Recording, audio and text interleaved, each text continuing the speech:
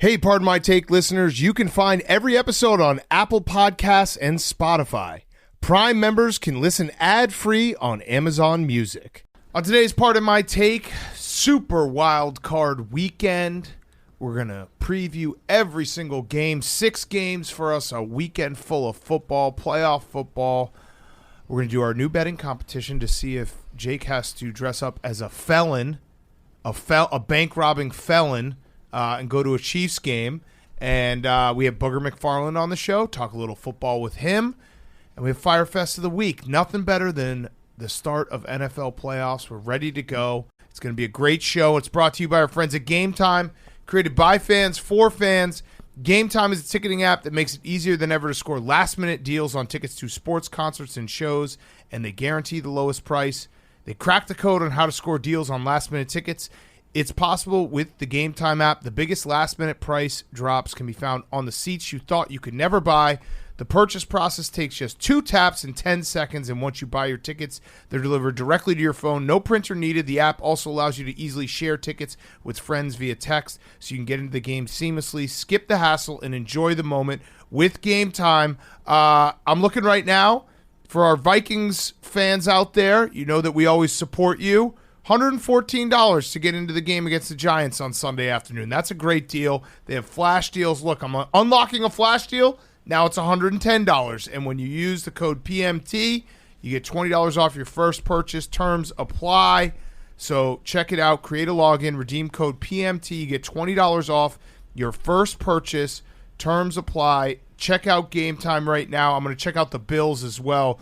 The Bills against the Dolphins, $114 right now to get in. That's the get-in price. You can also find some great seats. Ooh, I just found some seats that are pretty much they're like the 30-yard line, 197, all 22 version. So check out Game Time. Great deals all across the app, concerts, sporting events, everything you need with Game Time. Download the app.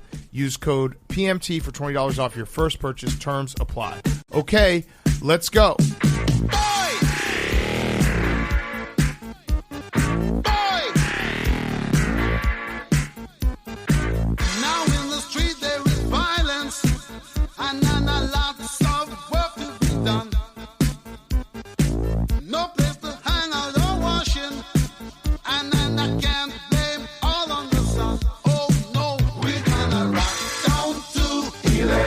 Avenue, and then we'll take it higher. Oh, we're gonna rock down to It's Pardon My Take, presented by Barstool Sports. Welcome to Pardon My Take. Today is Friday, January 13th. Friday the 13th. Happy birthday, Billy Football. Thanks, guys. Wow. Friday the 13th is always a scary day, especially when Billy Football turns 24. Yep. 24. And your brain is almost fully developed. I know, that's kind of scary. Yeah, well, yeah, that is, because you got like 1 year to make up a lot of ground. Yeah. Yeah, no, seriously. Yeah, and also bad news for Billy. This is the last year that his body's going to grow because your body stops growing as well. Oh. So the mass that you're at right now is going to be at peak velocity? Yeah, you're at peak velocity. So Billy has become an adult, 24, almost be able to rent a car. The craziest part is I'm the same age that Hank was when I first met him. That's what compared it to me. That's wild. If we're having this conversation, I was thinking about Super Bowl, Phoenix Super Bowl. Actually, the first time I ever met PFT was Big Cat's 30th birthday. Yep. And I'm about to be 30. And that was fucking my mind up. That was a fun night. I know. That was before PFT. Yeah, it was a year before PFT worked at Barstool. We all went out, and it was a very fun night. Yeah. That was a great time. When a Gronkowski tells you to put something in your mouth, you do it. Yeah, it also was the night where I took my shirt off in the club, and so did Dave, and the bouncer came over and was like, you guys got to put your shirts back on because people are like getting very uncomfortable. So I think if we had 6-packs, they probably would have let us keep our shirts off. But they were not, because I saw other dudes with shirts off, but it was they picked us out and they're like, you guys are a problem for like the vibe in this club when you take your shirt off. That's discrimination. It was discrimination. Okay, so happy birthday, Billy. Super Wild Card Weekend. That's what you get for your birthday. The best birthday present for Billy is Jake losing this bet. Yes, yeah. absolutely. Yeah, so a little behind the scenes, we started our group chat to talk about picks, and I said, what do you guys like? Billy says, Dolphins money line. Oh, nice. All right, you can make that pick. You got to Jake, we also need to start planning your costume in case you lose. For anyone who missed Wednesday's show, we're giving Jake a little redemption. It's PFT and I versus the rest of the room, and we're going to do a draft of the picks, so there's no double up. So we'll pick a game, then you guys pick a game, and so forth until we each have 7 picks. And then if we win, Jake and Billy are going to the Chiefs divisional round, and Jake is dressing up as a felon, a bank-robbing felon, Chiefsaholic. And if the rest of the room beats me in PFT and I will eat 6 hot dogs at our own pace for the bowling competition. So that's 60 pins that we'll take off for Jake. If we lose and he has to go and I'm X Factor, he's Chiefsaholic, we got to do method acting. So that's meth and banks. I also I like that. It's going to be sick. Yes. I'm so excited. I also have a bet that I wanted to throw out there because PFT, I think you'll probably match, hopefully. There's been a long standing. I'm going to double. Yeah, you don't want to double. Wait till I talk about it, and then you don't want to double. We've done some fun bets. That's kind of what we do here. We do stupid things, make you look bad, whatever it may be. There's been one that someone in this room has complained about ever since we did the bet because he thought it was unfair that there wasn't another side to it. And what I'm talking about is Hank in the Duke year when he had to get a cat. If Duke didn't make it to the Final Sweet Four. 16. Sweet 16, and they almost lost he had to get a UCF. cat. Yeah. So Taco Fall. he has always thought that there should be an asterisk. He's always thought it's unfair. I am here right now on Friday the 13th, ready to declare that if the Dallas Cowboys win the Super Bowl, I will get a cat. Great. So there you go. Tell you what, I'll double it. I'll get 2 cats. Okay. Black Let's cats. go. Yeah. So there you go, Hank. Now you can't complain anymore. All right. Would you like to get anything? If the Vikings win the Super Bowl, I'll get a cat. Okay. All right. Great. See, All right. that was a little trickery there, PFT, because he didn't have to get anything because this was our repaying of the other bet, but he just walked right into that and was just like, yeah, So I'll now- get a cat too. We just leveled the playing field, and Hank said, no, I'm going to choose to make it unfair for myself again. Yeah, exactly. Yeah. Man of honor. Yeah. Hank is going to put a future on. Did you put the future on the Dallas Cowboys? No, I've honestly spent the last. That was going to be my Fyre Fest. Just basically how much vitriol and like negative a response I've got talking about it, and the fact that they're playing the Tom Brady and the Bucks is really what's been stopping me. But at this point now, I have to. You have to. I have to. You have to nut up and bet the Cowboys to win the Super Bowl because imagine I'm if definitely you- going to bet them to win the Super Bowl. I'm going to put an even bigger bet on them to win the NFC. Okay, so imagine if you win that 14-1, and then PFT and I both have to get cats. PFT has to get 2 cats. Like that would suck. Can I name them all? You can name one. You can name one of the 3. Okay. Yeah, and we'll do like some kind of raffle to see which of the 3 you can name. Is that fair? Yeah, that's okay. fair. All right, one of the 3. What would the name be? Don't worry about it. No, just give us I mean, we were going to name ours LeBron Lockwood for you. I gotta think about Okay. it. Probably Dak. Oh, I mean, okay. Dak the cat is a good name. Yeah. Yeah, that's a good name. That is a good Or name. Dak Prescott. Zeke Yeah. would be pretty cool too. Zeke would be pretty cool. Okay, so you'll Yeah. think about it more, Jerry. Romo. Oh, I actually wanted to bring that up. It's been a while since we brought up Tony Romo. And now that Yeah. we're back in the playoffs and we have standalone games that everyone tunes in for and everyone listens to every second, I'd like to say that our bet or our take is going to repay us so much these playoffs. Tony Romo has gotten so much more annoying in his noises, in his stepping on Jim Nantz.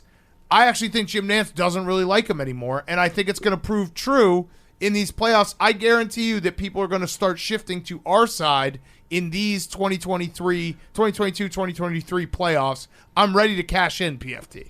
There was an article that came out not too long ago about how he's not focused. Yeah. And how he needs to spend more time preparing for stuff because he got paid and he got lazy. Yeah. So, I think you're right. What game is he announcing this weekend? Dolphins, Bills. So we'll get that Yeah. one. I think divisional round when he starts No one's going to care about this one because it's going to be a blowout. The Right. Bills are going to win. But if it's like a close game in the fourth quarter and he's making his circus noises, then it's going to be an issue. Yeah, the AFC Championship game is what I've got circled of like everyone's going to tweet us and say, you guys were right. Sorry, we thought you were haters, but you actually saw the future better than any of us. I'm ready for that. Yeah. I'm ready for that. We have an update on that potential Bills-Chiefs location, by the way. Oh, where is it? Atlanta. Oh, I like that. Fast J-Dub track. loves Atlanta. Yeah.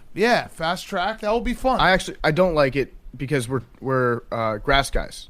That's true. We are grass guys. We support the players, but that will be a very fun game. It's also the one thing I was nervous about is if they picked a place that was easier for one of the fan bases to get to. Both fan bases got to take a flight, so that's perfect. Game on in Atlanta if it happens. It should be outside. I thought it should have been in New York, but they obviously that would have been weird or New Jersey. That would have been weird to do for the Bills.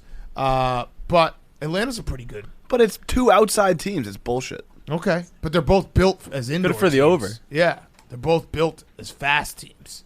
I agree with Hank. It's better when the championship games are played outside. That weekend feels like a cold weekend. Yeah. Well, it's like if the game would be played outside if there was no game cancellation. So why is it being playing inside? Yeah. Oh, that's the stadium that's got the butthole roof. They should open the roof. Yeah. They should have the roof open for that game. So we're ready for Super Wild Card Weekend. Should we just start doing the draft of picks and then we can talk about each game? Does that sound like a good way to do it? So that sounds fine to me. I just thought of another name for the cat though. It should be Jason Kitten. Ooh, that's good too. You can name your other cat that. Where is Jason Witten these days? Probably in the Should shop. ask Booger. Yeah, is he still on the Raiders roster somehow? I wouldn't be surprised. He's probably getting a software update somewhere. Yeah, Derek Carr, by the way, did Think say, him and Booger are still chit chatting? I don't think so. I would say no. I would say no. We're a Booger team. We've always been Booger side on that. We should mention Derek Carr did say goodbye to Raiders Nation today with the Notes app. Classiest way it can go. So it feels like what everyone thought was going to happen did happen. He's going to be released, and then Jets, Titans. There's a lot of teams out there that want Derek Carr. Maybe he should go to the Texans. Just following his brother's footsteps. Family tradition. Yeah. Again, he feels like a Colts quarterback. Feels like he's just destined to be on the Indianapolis Colts at some point. People have talked about the Commanders. I didn't even get to see the Notes app because Derek Carr blocks me on Twitter for some reason. Oh, damn. You must have said something weird. I don't know. I'm definitely missing out on some heat on the timeline from old DC. I guarantee he keeps it real. I don't know why he blocked me. I don't think I've ever said anything mean about him online. I'll find out. I'm sure you have. What? I'm sure you said something mean. I Yeah. don't think so. His brother doesn't block me. His brother blocks everybody. That's true. I don't know. Maybe he's in Big Ben. Does he block you guys? No, he doesn't block me. I saw it. I saw his Notes app live in the flesh. And we'll see. Yeah, I mean, the Colts. Imagine if Jim Harbaugh and the Colts and Derek Carr just coaching them really, really hard. I heard that Jim Harbaugh interviewed via Zoom for the Broncos job. That's got to be the most awkward 3 hours ever. I just think I talking got to it. Jim Harbaugh on Zoom. This was easy. Derek Carr on 11/7/17 posted a quote. It looks like some type of scripture of some sort. And in the quote, it says, "Those who control their tongue will have a long life. Opening your mouth can ruin everything. Lazy people..." Oh, that's it. That was the highlighted part. PFT commenter replied, "Are you talking about herpes?" Oh, okay. So, yeah, he's a man of God. That probably wasn't. Okay. Yeah. Yeah. That's okay. Admittedly, that I understand why he blocked me, but I'd like to be able to see the Notes app, Derek. So if you unblock me, I promise to not insinuate that you have any STDs for at least a calendar year. That's huge of you. That's big. So I don't make that Carr. promise for anybody. Yeah. Okay, so should we get to some picks? So we'll start. We'll do our first pick.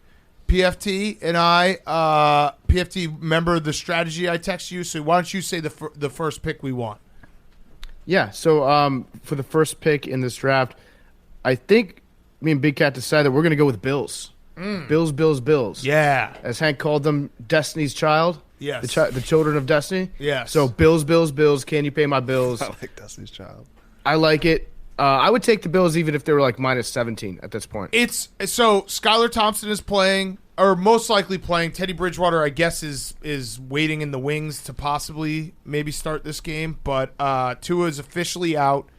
Skylar Thompson on the Bills. I mean, that I don't know how they score more than, I don't know, let's say 13 points. It doesn't feel like it's going to go well for the Dolphins. And so we have Bills minus 13. It's going to be an ass kicking. It's going to be a whomping. The Bills are going to go up and down the field. Skylar Thompson, that's all you got to say. It's like this pick is just Skylar Thompson. Yeah, imagine what we saw last year, right, with the Patriots against the Bills in the playoffs, except now imagine that Mac Jones, who was good at the time, has been replaced by Mac Jones, except like immediately after doing a dizzy bat race. Yeah. And that's what you've got with Skylar Thompson. Yeah, and he's hobbled a little too, so it's not even a full health Skylar Thompson, which I don't think really matters, but that actually might be better, that he's not fully healthy, so he's not going to go out there and try to spin it. They might just say fuck it and hand the ball off the entire time. yeah, I feel like this is going to be a frustrated Tyreek Hill game. We saw a little bit bubbling up against the Jets where he might, throw a helmet or something because he's like, what the fuck? I can't even get the ball. The Dolphins with Tua scored 25.5 points a game. Without, they've scored 16.3 points a game. So doing that math, the Bills get to 30, we cover the spread. Yep, easy. Yeah. Easy money. Yeah, feel good about that one. All right, Jake. Yeah, And the boys. Our team's first pick. We were all in agreement on this one with no hesitation. We're going to take Bengals Ravens under 40.5. Ooh, okay. We had that on our list too. Yeah, we think obviously the Ravens without Lamar are going to struggle, but they do have a really good defense. And yeah. Okay. I was saying to Jake, I think, he's saying he's a team guy, but this is his bet. It's his team. I said I'm going to give you my best advice, but you can take it and do whatever you want with it. Yeah. So these are it's the team. He's had the team's insight, but he's the coach. He's the one making the final decisions. Yeah, that's true. Okay, so nice, Hank. Yeah. Passing the buck. No, yeah. I don't like. If I was in Jake's spot, I would be doing the same thing. Like I would be like, give me your best insight, but at the end of the day, I'm the one risking everything, so I'm going to make the final choice. Yeah. Right, I mean, you just want to clarify that in case Jake's picks lose, it was not your pick. No, I don't care. I mean, it doesn't matter to me. I'm trying to win money. This game, I like this pick, the under. I feel like this game is going to be close, just because they know each other. The Ravens sat everyone last week. I don't think the Ravens can score, and I think the Ravens defense, especially now that the Bengals offensive line is missing Kappa and Lael Collins. I'm worried about the Bengals. I think they win this game, but I'm still worried about them because I think we said it on Monday. It feels like they're going to just go. They did all the right things to build up an offensive line for Joe Burrow, and now they're sitting here going into the playoffs basically in the same spot where Joe Burrow's going to just have to be a hero, which he can be, and he is most of the time, but that also doesn't mean that he's going to be able to light up the scoreboard against a really good defense. If you want to point fingers at the NFL being rigged against Cincinnati, this is probably their most legitimate complaint that they could have, which was they were kind of forced to play their starters last week to a certain extent so that they could guarantee themselves that home playoff game, which they're getting. The fact that they played their starters, they got some of them hurt last week, that's kind of fucked up. I feel bad for Bengals fans for that. Yeah, that part I always agreed with. Having to play for the coin flip was stupid. And yeah, I mean, Alex Kappa getting hurt. He is officially definitely out, right? I mean, I heard that he was. Yeah, he got carted off. I know that football guys are tough, but it feels like I heard that he was. It might be like hockey where they're just being very vague about it, saying lower body injury. And I know the rules are different in terms of what you have to disclose, but I think that the Bengals are going to go out of their way to not give any details that would give away any sort of the game plan. And doesn't this feel? I think Zach Taylor's a good coach. Is that a fair statement to make? I know John Harbaugh is a good coach. I think if you're coming off a Super Bowl, you're a good coach. I don't know. Doubt. I mean, at least a year or two. Remember the beginning of the season when they sucked and they started 4-4, and then Joe Burrow said that they had a meeting and they were like, "Hey, let's let Joe Burrow just do his thing," and then they became good again. That feels like it was bad coaching to not do that from the start. Yeah, Zach Taylor should have been like, okay, I'm not going to make Joe go under center after he's coming off an injury in the Super Bowl. Let's just let him stand back in shotgun and deal the ball. Yeah. That's kind of – it did take 8 games for them to figure that out, but they figured it out eventually. Harbaugh's a great coach. Lamar Jackson, we don't know if he's going to play, right? Last I saw, he's still very much a maybe. Yeah, I don't think he's going to play. I thought he was out. I don't know if he's officially been ruled out, but it feels like he's not going to play, and I don't know if it's I mean, I assume it's still injury because Lamar Jackson feels like a competitive guy. It is weird that Roquan Smith got $100 million and they still haven't paid Lamar Jackson. I don't know how this is all going to play out, but it definitely feels like it Schefter's doing the sucks. thing where he's still counting the days of how long it's been since Lamar's practiced. So right now it's up to 38 days, which if you have a bad PCL injury, again, that's kind of still in line. It's not crazy to think that you would miss 38 days of practice with a bad PCL. But again, it all just goes back to how weird this whole relationship between Lamar and the Ravens has become. And it's, you know what it is already? It's Lamar Photoshop season. We are knee-deep in Lamar Jackson Photoshop season, just putting him on any team out there that might need a quarterback. Yeah. And they all look good. Lamar Jackson looks good in every uniform. Every team that says, "Ooh, what if we added Lamar?" I'm just like instant playoffs. Yeah. Yeah. So, Lamar Jackson is going to be either and Tyler Huntley's hurt too. So it might be Anthony Brown. I got to believe that Lamar's going to play. I would be surprised. I Really? think he's going to do it. I think he's going to do it. And if he does play, what was the amount of days? 38. 40 days. 40 days. That's a lot of time not practicing. Got to be a little rust, right? Yeah, it's the same as Lent. People give up drinking for that long every single year. Yeah, but Yeah. his body could be fresh. His body could be fresh. You're right, or it could be a knee injury that he struggled to get back from. So Or- it's not 100%. Or he's just got the healthiest PCL in the world at that point. Yeah, It might be a chestnut checkers play. that would be bad for your under. Yeah, it'd be very bad if he played. For Yeah, Jake's fully under, yeah. healthy. Yeah. For Or Jake's would his under. PCL be too healthy? Then there's the flip side of that coin. Yeah. By the way, you guys are minus 13 is the number. So I Yes. want that on the Yeah, record. we know. No, That's I what I know. said. Yeah, I said it, yeah. I just like saying it too. Oh, okay. That's what Got we've been it. all season. Yeah. PFT. What do we want to do for our next pick? We got some good ones we like. We got some good ones. Let's go with the second one. Okay. In the last text that I sent you. Do you like that? Yeah. Say it. Giants. The G-Men. Giants plus 3. NFC Beast, baby. It's the Beast weekend. Yeah. I mean, we've talked at length about the Vikings. I don't know. I don't think their defense is good. I think Kirk Cousins is had a very good year. I think their defense is going to fail them. And Brian Dable, and we're going to talk about it with Booger, the Wink Martindale, playing, his defensive scheme is going to fluster Kirk Cousins. If this game was at noon, I'd say the Vikings win by 2 scores. With it 4:30, 3:30, give me the Giants plus 3. And you know how those winters in Minnesota get, Big Cat. Sun goes down early up there in the wintertime. That's so it's true. going to feel like a 7:30 game. It is. It's going to feel like a night game. He's going to be like, fuck, what's going on? The second half starts, and it's a primetime game all of a sudden. I do think that, we gave out a bunch of different Coach of the Year votes. I think we had like 12 or 13 coaches receiving our vote for Coach of the Year this year. Yep. I think that the winner of this game should be the Coach of the Year of the year. Ooh. Okay. I'm down to put that out there. These are probably two of the favorites to win the award this year, right? Yeah. O'Connell and Brian Dable. And I know that a couple weeks ago, Wink Martindale said Kevin O'Connell's like the Harry Styles of coaching, and I'm more of the blue-collar guy out there. I didn't like that quote from Wink because, one, a true blue-collar guy would not know who Harry Styles is to make that reference. And then, two, blue-collar guys don't call themselves blue-collar guys. That's true. Blue-collar guys just are. They just exist as blue-collar guys. I have a stat, too, to back this up. Wild card hosts that missed the playoffs last year are 12-28 against the spread.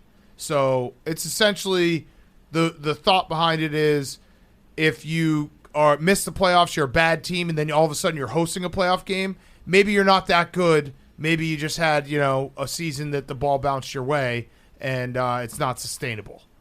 Yeah.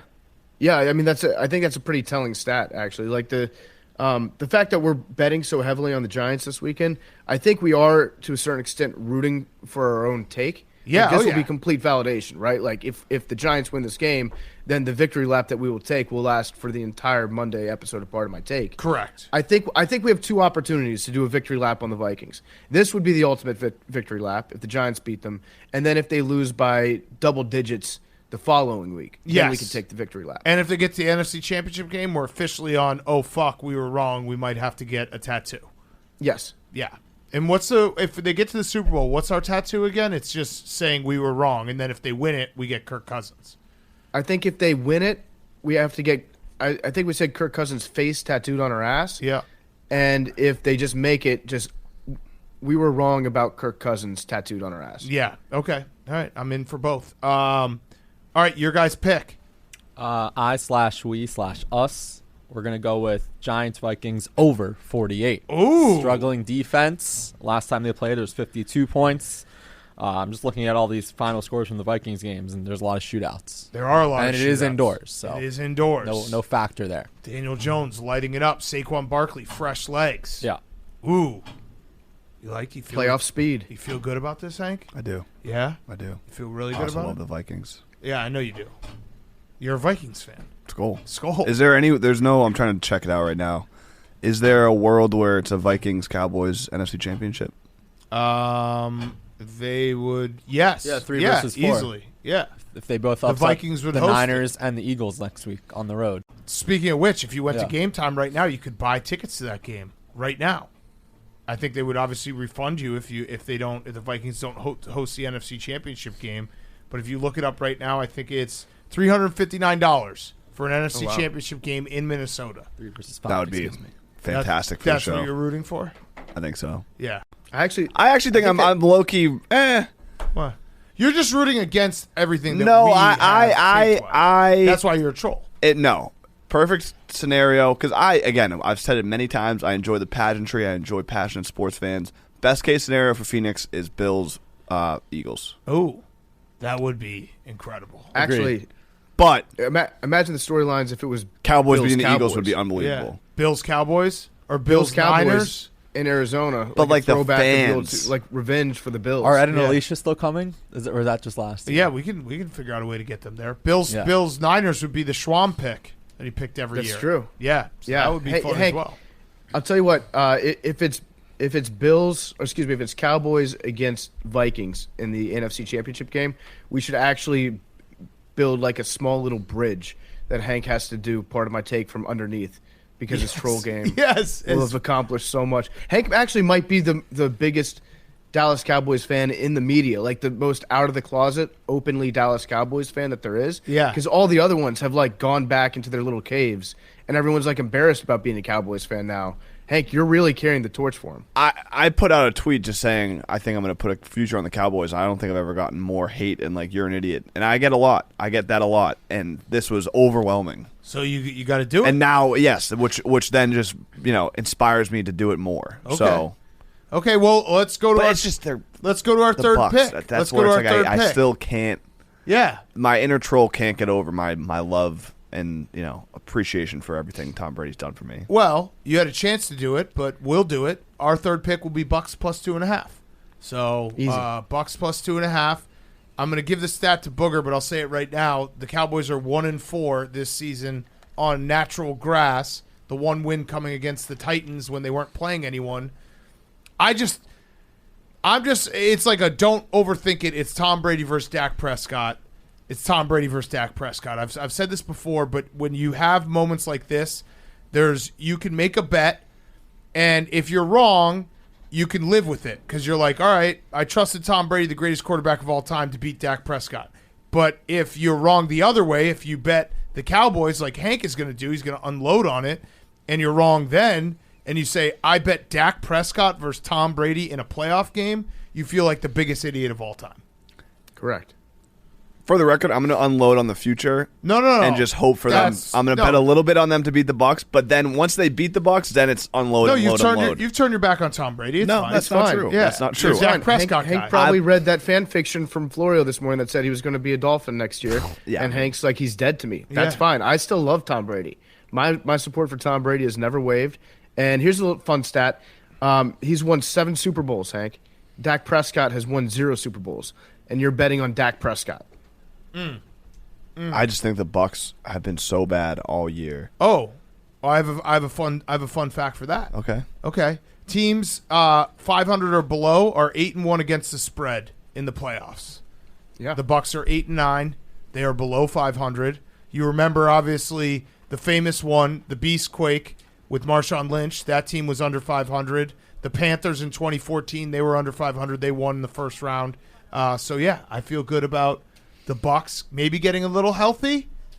and beating Taylor the Heineke Cowboys. covered the spread against Tom Brady Yes. when the Washington football team at the time was under 500. Hank, Sam Howell just lit up the Dallas Cowboys defense. What do you think Tom Brady's going to do? I think they were just getting ready for the playoffs. I don't think that was their full A-game effort. But they were playing for the 1 seed. yeah, but according they to had you. scoreboards. They were watching the scoreboards. The Eagles game was never in doubt. The 49ers game was never in doubt.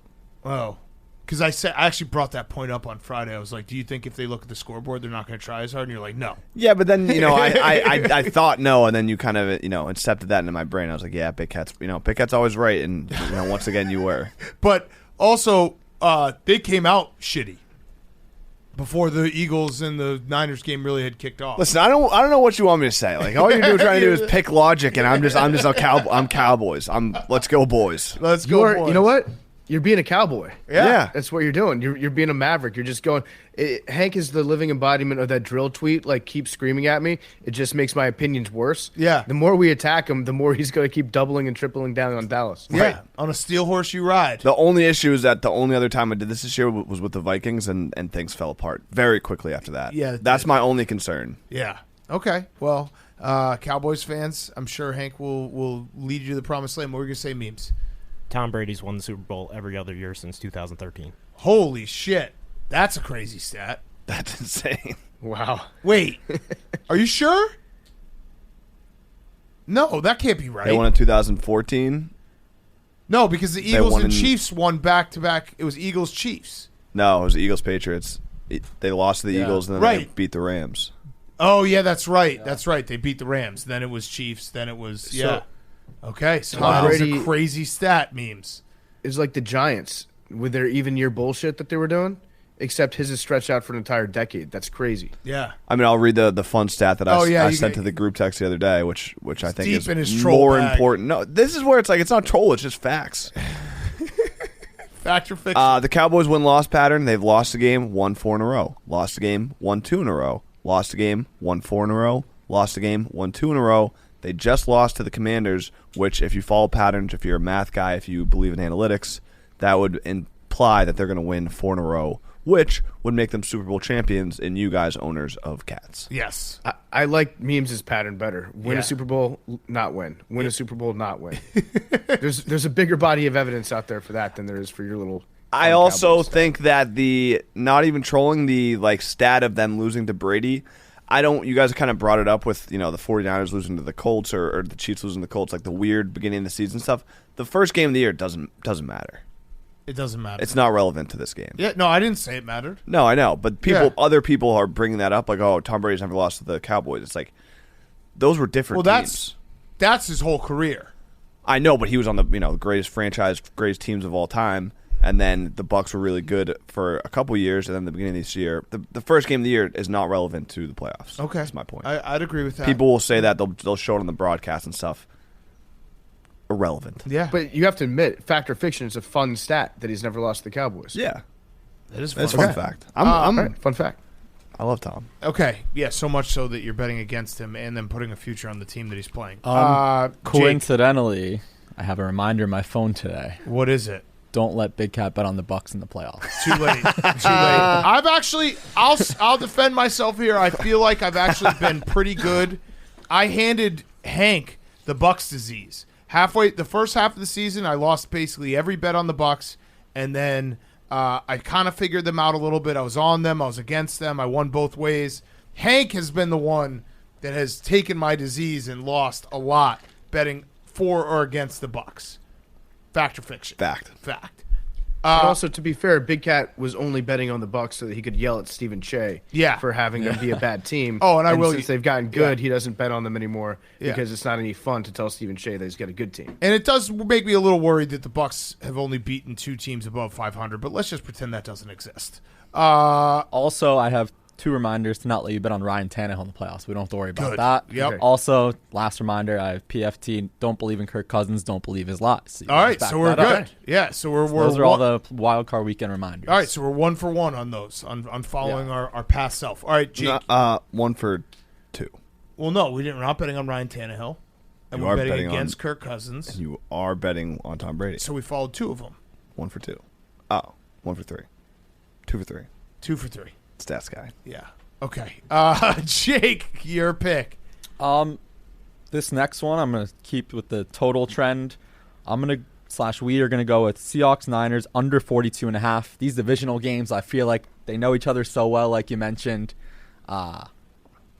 Both times they've played this year, it's been low-scoring games, 21-13, 27-7.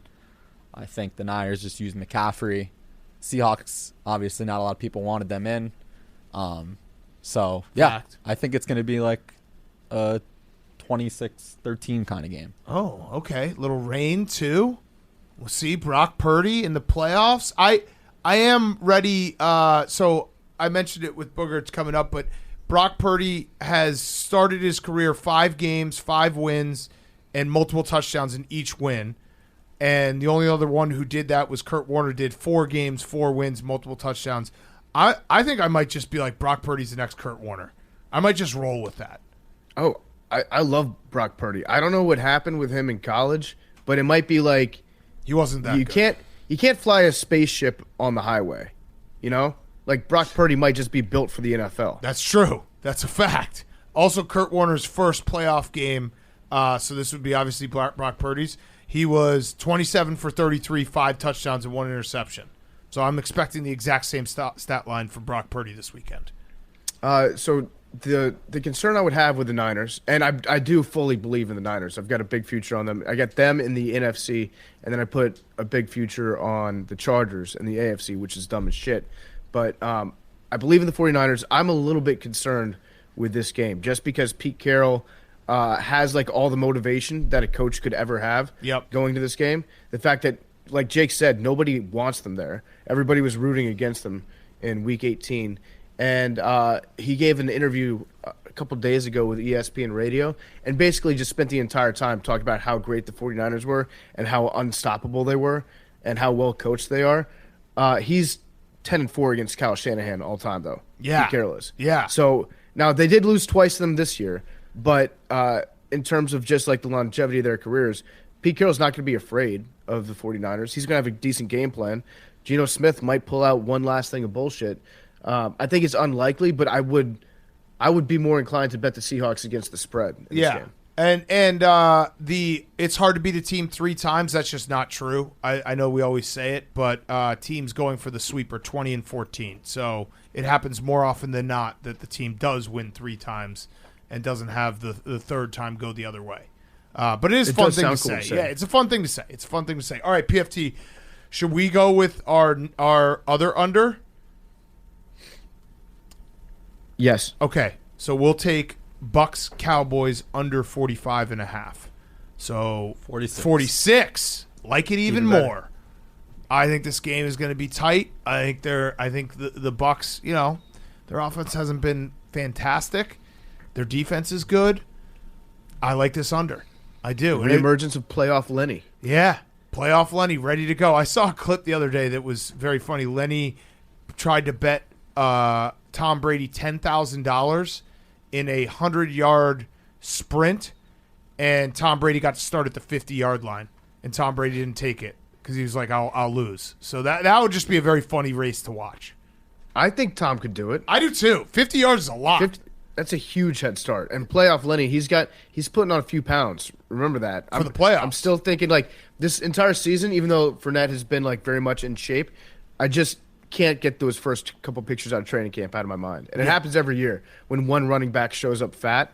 Like my prediction for next year, I think Ezekiel Elliott is going to be the fat running back next year. Ooh, yeah. I mean, he's definitely been like flirting with it for a while now. Well, he's got the fat face. Yeah, he does. So even when he's not fat, you assume that he's chunky. But then he does the shirt thing. He's got 6-pack.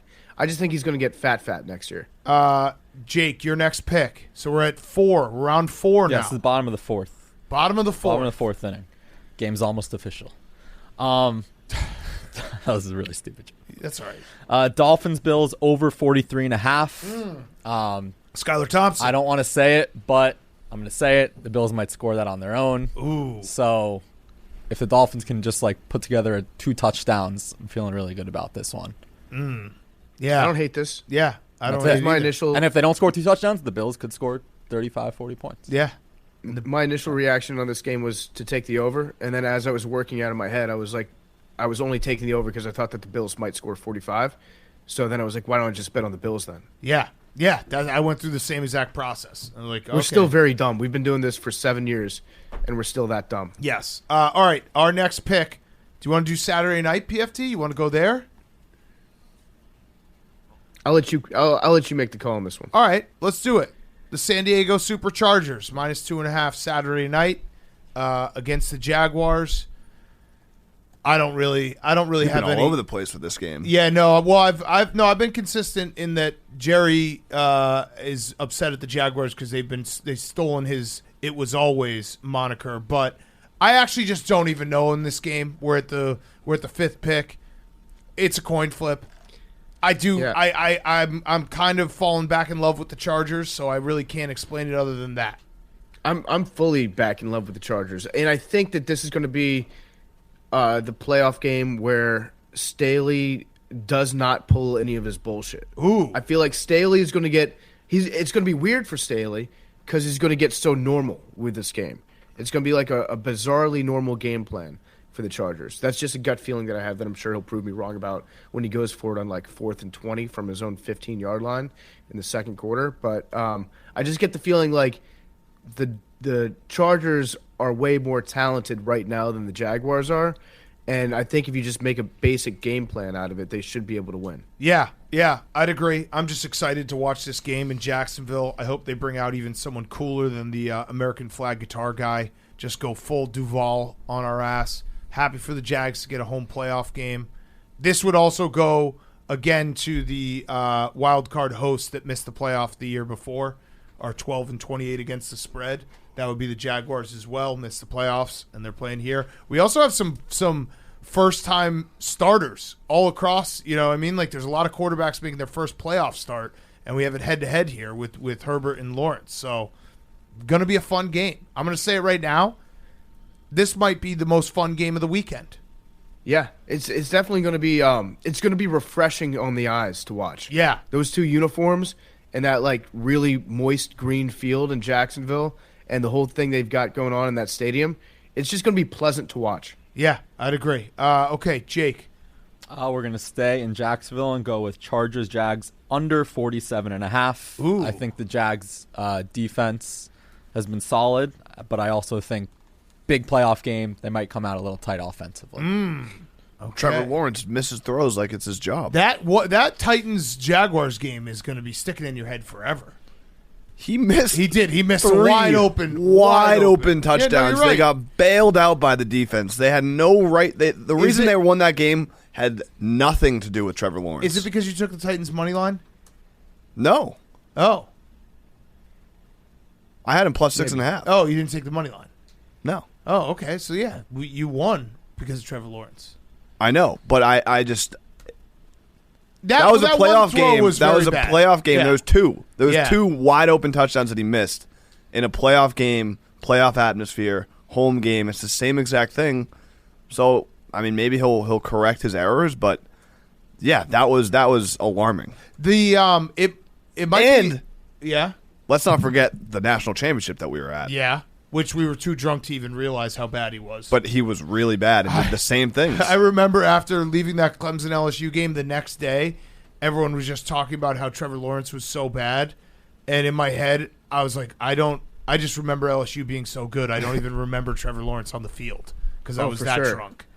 Yeah. I just remember the Joe Burrow throws. Yeah, right. I had no idea that Trevor Lawrence was that bad because we were fucking wasted in the Superdome. Well, because the next day we tried to talk to Joe Burrow about the game, and we were just like, you were awesome. Yeah. Yesterday. I was so sick when you threw Talk about how awesome it was being awesome. Those touchdown passes were those ruled. So Max just sent the group chat stat about Mike Williams, how much better the Chargers are when Mike Williams is playing versus when he's not. The stat is that with Mike Williams, the Chargers are 8-2. Without Mike Williams, they are 2-4. But I think Mike Williams is playing. I think so too. It was a back spasm, so which those suck. As I think me, you, Big Cat, Hank, we've all had back spasms. They're bad, but if you get outside of them like a few days afterwards, it's not like a lingering thing necessarily unless you re-injure it. So he should be able to play, right? Is he playing? This is going to suck so bad if we look it up and it's like, nope, he's not playing. We need to find that. I'm PFT. pretty sure he's playing. Keenan Allen said Mike Williams is getting better every day, and I think his mindset is to play. Okay. All right. So that means he's not playing, but we're going to have to wait till right before kickoff to learn that he's not playing. The best that you can hope for with the Chargers is that he's going to be healthy for 3 quarters, and they'll build a big enough lead that they'll be able to win this game, and then they'll have some debilitating injury that will sink them next week. Yeah, that's true. That's a good point. Okay, our next pick. So 6th pick, PFT. What are we thinking? I'm looking at this list right here. What are we thinking? We've taken a lot of the things we like. Yes, they have. Do you want to just go head-to-head with them on this game? Sure. All right. I said it was going to maybe be the most fun game. We're taking the over in this game. I like it. 47.5. Mike Williams is playing. Yep. We just made a double bet on a guy who's just always injured playing. But he's going to be fine, Big Cat, for the start of the game. Here's all you have to do. Here's all you have to do with the Chargers. Herbert. You just say names. Herbert. Yeah. Bosa. Boom. Khalil Mack. Yeah. Keenan Allen. Austin Eckler. Yeah. Boom. Derwin James. Boom. Asante Samuel Jr., who I don't think is that good, but I said his name. J.C. Jackson, who I think is injured. Yeah. And wasn't good before he got injured. Rashawn Slater, who is injured, but he's back at practice, but he's not going to play. Joe But that's a Gaziano. name. Joe Gaziano. There we go. Pride of Situate. Dicker the kicker. Brandon Staley. Everett. Boltman. I think that's the name of their tight end. Yeah. Everett. Boltman. Boom.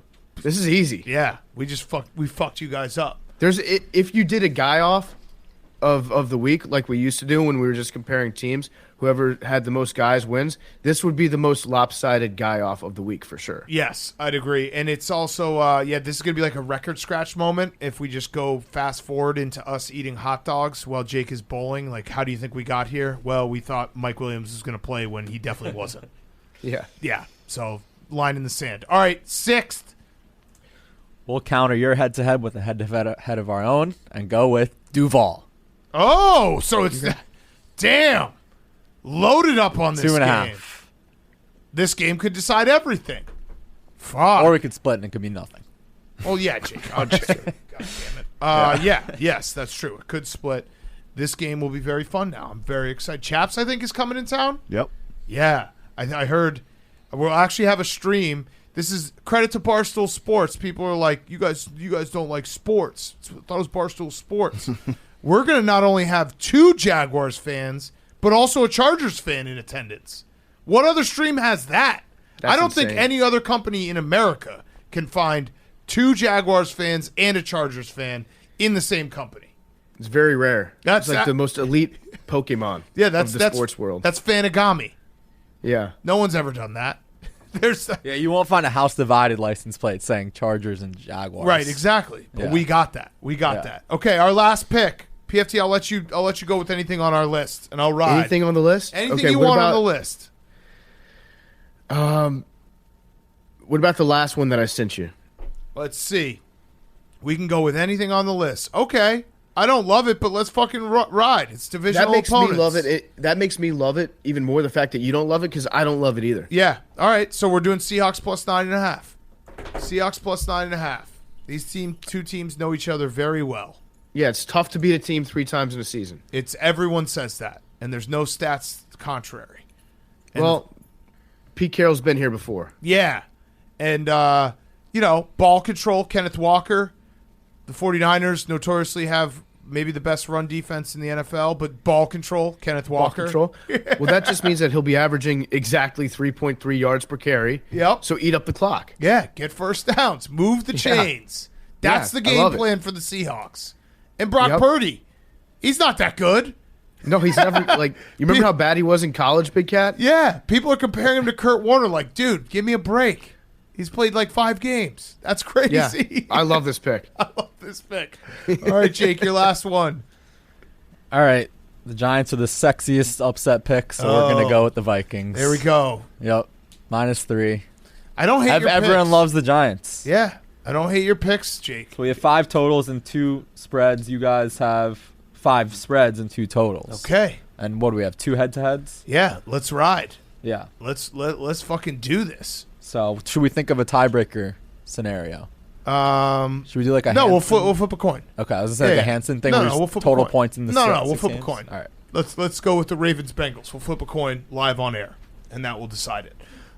Billy, you're going to be rooting with us very hard. I am rooting so hard against Jake. Billy tried to tell the woman who books our travel. He's like, you need to look into the Chiefs weekend already.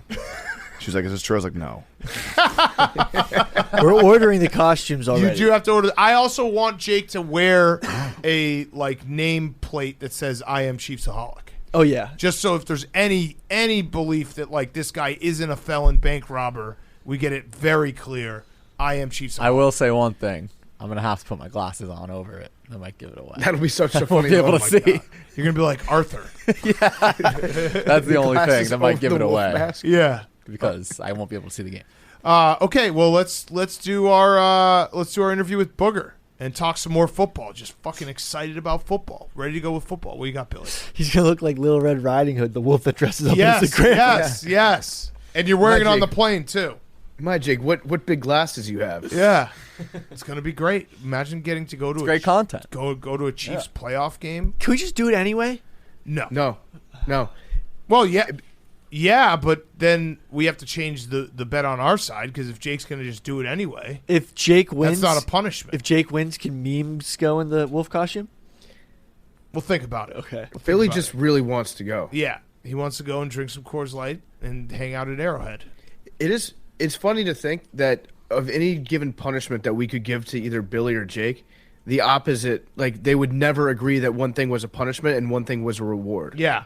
It would always be the complete flip side. Yeah, and next week, by the way, for anyone who wants to participate, PFT and I will be participating. We're going to do pick off to see who gets to tweet the Ray Allen tweet. So anyone who wants to be part of that, Hank, will you be part of that? Sure. Okay. Billy, would you like to be part of that? Yep. Okay, so we'll be doing that. That will be it's the right to win to get to tweet that. Yes. What if group chats across America also got involved in that bet, and then so many people tweeted out the Ray Allen tweet that switching back and forth, dick to my tongue, started to trend on Twitter. It became the Bo Nix. This is his year. Yeah. Yeah, he's a dark horse for the Heisman. We can only hope. That would be incredible. Okay, let's do Booger. Let's do a quick ad, and then we'll get to Booger, and then we'll finish up with Fyre Fest. Before we get to Booger, he's brought to you by Coors Light. I'm declaring this weekend Coors Light weekend. Coors Light is sponsoring this weekend across America. When you're juggling work, family, and life in general, things can feel chaotic. That's why Coors Light helps you find moments to unwind all year long. Whenever you need to hit reset, just reach for a Coors Light. It's made to chill. I love Coors Light. It's perfect for this weekend, for Super Wildcard weekend. If you're watching the game, you're having a Coors Light in your hand. I promise I will be drinking Coors Light this weekend. It's pretty much dry January. That means that you're allowed to drink beer on weekends and while you're watching football games on Mondays. So there will be an abundance of Coors Light in my fridge and in my hand. Maybe store a couple out on the fire escape. Keep them cold out there in nature's refrigerator. I love Coors Light. There's only one beer out there that's literally made to chill, and that would be Coors Light. You know when it's time to chill. That's when it's time to open up a Coors Light. When it's time to unwind, it's the beer that I reach for. When you want to hit reset, grab that beer that's made to chill. You can get Coors Light delivered straight to your door with Drizzly or Instacart by going to CoorsLight.com/take. That's CoorsLight.com/take. Celebrate responsibly. Coors Brewing Company, Golden, Colorado. Now, here's Booger McFarland. Okay, we now welcome on one of our favorite recurring guests, the man, the myth, the legend. It is Booger McFarland. He's been working hard. Just finished college football season, been doing NFL. Boog, great to talk to you. I wanted to at least mention, because we haven't talked to you maybe in a month or so. Everyone was talking about Damar Hamlin, you being on the desk with Susie Colbert and Adam Schefter, praising you and how you handled it. I thought you handled it terribly. I thought you were awful that night. So no, but seriously, you were. It was crazy to watch it, and obviously we know you personally and see what you were going through. So we haven't talked since then. So I wanted to say, that was you navigated us through a very bad time. Were a lot of people reaching out after that, I would assume? Yeah, a lot of people reached out, man, and it's kind of weird, you know. Like I didn't expect praise and adoration for just being a human and trying to show empathy and tell how I feel. I think people ask, man, like, how did you get through that?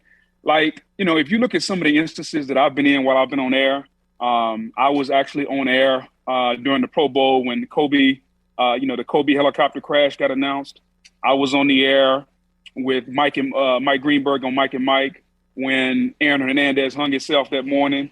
So I've been on the air in a couple of really bad situations where I've had to react. And oftentimes for me, man, what's worked best is just, A, don't speculate, B, be honest, and just try to show a little bit of human empathy toward whatever situation there is, man. Like, and so it feels kind of weird when people say, hey, man, great job, because I feel like we all have the capability of just being a human, like show some decency, show some respect, try not to be a butthole in that situation, which is what I tried to do. Yeah, I think that's just good advice in general. Try not to be a butthole. There was a tweet that was going around the night of, as this was happening, where it was a guy talking about watching football with his wife that night, and his wife was like, who's that man on the television that's being so thoughtful and kind of like navigating us through this really hard time? And the guy was like, that man's name is Booger. It's perfect. It's perfect. But yeah, you were great that night. I know what you're saying. Like, you were just being yourself, but I at least needed to say it. So let's talk some playoff football. Kind of a weird wild card weekend because there's 3 games that are big time spreads and some newcomers in the quarterback situation. Let's start with this. What's the game that you're most excited to watch? What's the matchup you're most like, hey, I can't wait to sit down and watch this game? It's right here in my hometown, man. It's the Cowboys at the Buccaneers because, like, there's so many storylines. Obviously, Tom Brady and the Bucs, 2 years removed from winning a Super Bowl championship. Jerry Jones is about 30 years removed from winning one, and he wants one desperately.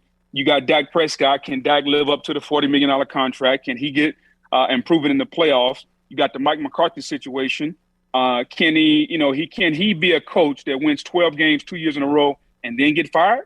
There's that out there, especially with Sean Payton starting to take interviews and he's looming and all that. So many storylines with this game, man, because I honestly don't know which team is going to win.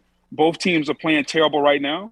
I guess if you were to look at the holistic approach and say, okay, who's played the best the longest, it would be the Cowboys. But, I mean, Dak Prescott's throwing the ball to the other team like they're his friends. And so, you really don't know what to expect in this game. And so I can't wait to watch. The NFL gave my bosses and us at ESPN a phenomenal game, and I think it's going to be must-see TV all day Monday. First Take is traveling to Tampa. They're gonna do not one show, but 2 shows here from Tampa. Oh, hell yes. So Monday, Tampa is going to be the epicenter of the NFL world. Mons Venus? Are they doing it for Mons Venus? Stephen A. Smith's probably going to have a nice time in Tampa. Well, there's a new one called Penthouse where you eat free and you can also get a little entertainment. I love that. I love the buffets. Booger, you've been in some situations where it's been the ultimate rest versus rust debate. Seems like we talk about it every year. We didn't really talk about it that much this year, although a lot of teams going into Week 18, it did seem like a lot of teams pulled some of their starters, take advantage of it. Where do you stand? Because you were on the Bucs when they were pretty good. You were on the Colts when they were a very good team. So in terms of rest versus rust going into the playoffs, are you more of a rest your starters guy? Or are you more of a keep the momentum going guy? Yeah, momentum is only as good as your last play. So I'm about rest because here's the deal. If I'm rested, at least I know I'm out there playing. If I'm worried about rust and I get hurt the week before, there's a chance I may not be playing. So I'm always going to be rest, man. I think we're professionals. Like, these dudes are not 12 years old where, you got to get them motivated. Like, we're grown men. Like, we've been getting paid millions of dollars. So taking a week off when I've been playing football and practicing football from mid-July until January, taking a week off is not really going to do anything to hurt me, I don't feel. People that come up with this rest versus rust debate obviously have never played, because when you've played football for 6.5 months, taking 7 days off is probably not going to make you less impactful in the game or anything like that. So if you've been playing football for professionally for 8 years, you're saying taking a week off, you don't forget everything that you've learned before that? Not at all. Not only do you not forget, you actually might be a little better because there'll be a little bit of anticipation. There'll be a little bit of eagerness to get back out there. As the old saying goes, I don't know who came up with this phrase, they'll be chomping at the bit. Yes. Okay, so fresh legs. So I have this, Booger, I love when you come on because you can set us straight. You're very honest with us. And I have a stat that I want to throw at you, and you tell me this is absolutely stupid. It's just complete, luck or happenstance. It's not. There's nothing there. Or, ooh, there might be something there. The Dallas Cowboys are 1-4 when they're playing on natural grass this year. Their one win was against the Tennessee Titans, who were playing absolutely no one on that Thursday night game.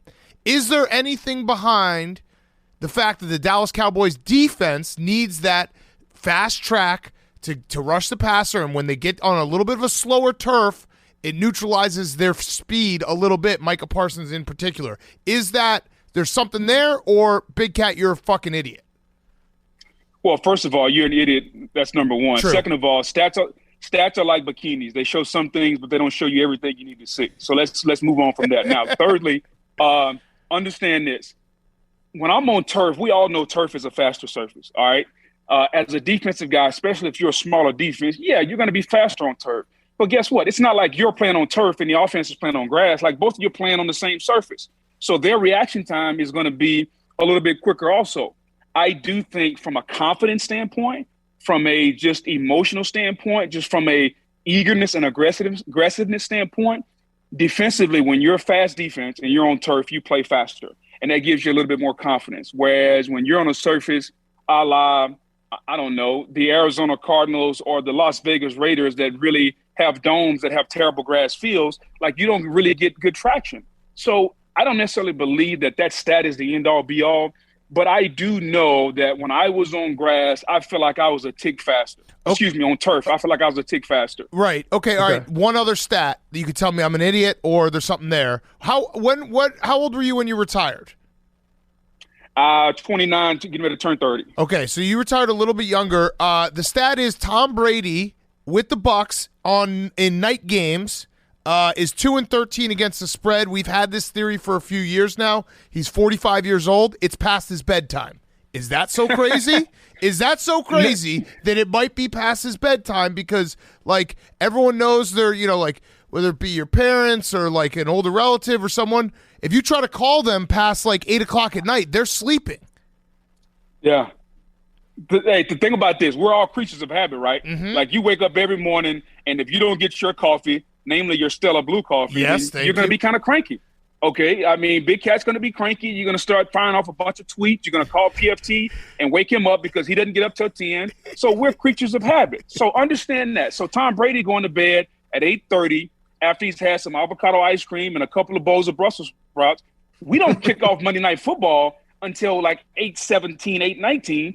By the time we get to the fourth quarter, it's almost like 10:15, 10:30. So, yeah, I guarantee you your body is not used to functioning at optimal level when you're used to going to bed for 59 days a year at 8:30, and all of a sudden there's a few nights a year where you got to be up.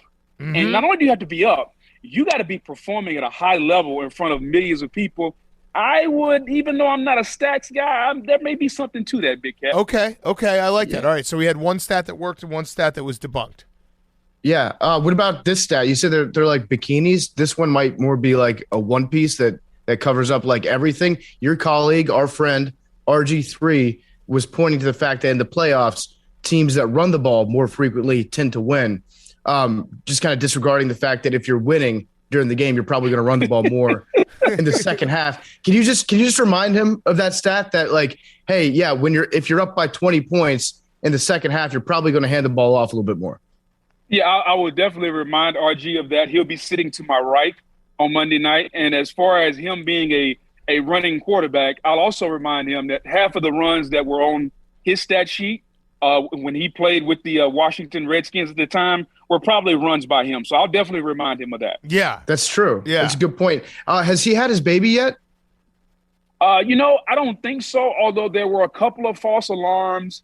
Not sure kind of how to interpret those. I think the internet interpreted them a couple of different ways.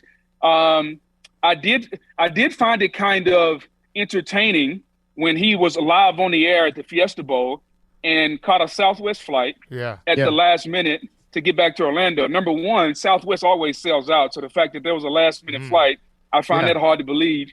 Two, the fact that he made it all the way back from Arizona to Orlando, and the baby wasn't born, but there was a party going on. There was you also can interpret that how you want to, but I do wish him and his wife, whenever the baby come, I think it's going to be another girl.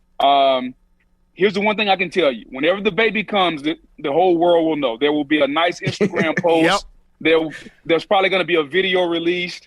Might even be a Netflix special done. Yeah, and you're just on threat level midnight, so he's just ready for it at any time. I remember when my second child came, I was literally walking in the office to start a playoff hockey stream. Had my dinner in my hand, and I got the text, and I was like, all right, well, we're not watching playoff hockey tonight. That's that. So, by the way, speaking of dinner, PFT and I have been discussing, like, Bonds of Anarchy has gotten fired back up, so he's starting to, work out, lose the beer belly. I noticed that you said you didn't meet your goal of losing 30 pounds in a week, so you skipped the donuts last Saturday. So I'm a little concerned. So talk to me about where we are. How's our cholesterol? How's our health? Has the doctor given us any advice as far as we need to lose a few, maintain? Talk to me. All right, so doctor, that's funny that you think I see a doctor. I don't remember the last time I've been in a doctor's office. I knew this was going to happen because I knew you were coming on, and I'm trying to get back in shape.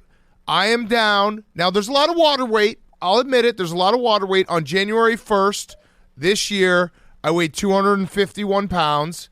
I weighed myself this morning. I was 238.8. So, a lot of water weight.